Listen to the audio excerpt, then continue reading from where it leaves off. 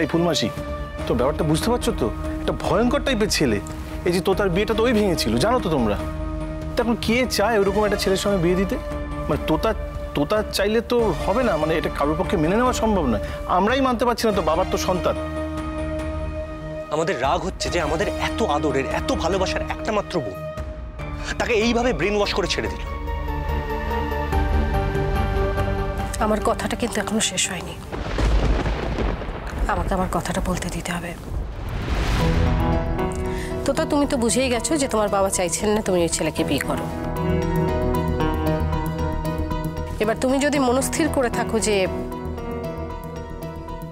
তুমি ওই ছেলেটিকেই বিয়ে করবে, মানে আসমানকে বিয়ে করবে, তাহলে তোমার বাবা আমাকে বলেছেন যেন আমি তোমাকে পরিষ্কার করে বলে দিই,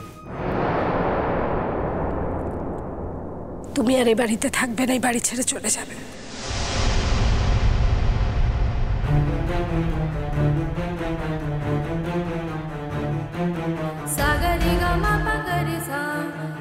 বাবার কথা তুমি কেন বলছো মা?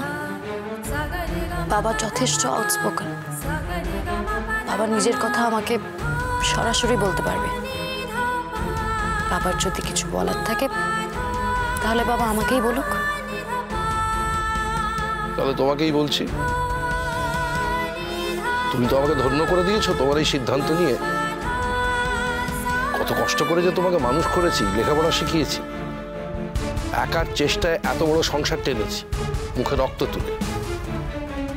শুধু এইটুকু মনে রেখেছি, আশা ছিল যে আমার ছেলেমেয়েরা মানুষ হচ্ছে, মানুষের মতো মানুষ হচ্ছে। তুমি যে একটা অপদার্থ তৈরি হবে সেটা তো আমি জানতাম না। দেখো, আমি তোমাকে খুব স্পষ্ট করে বলছি, তুমি যদি তোমার, জানি তুমি আমার কথা শুনবে না, তবু তুমি যদি তোমার সিদ্ধান্তে অনড় থাকো, তাহলে এ বাড়িতে, আমার বাড়িতে থাকা তোমার পক্ষে সম্ভব নয়।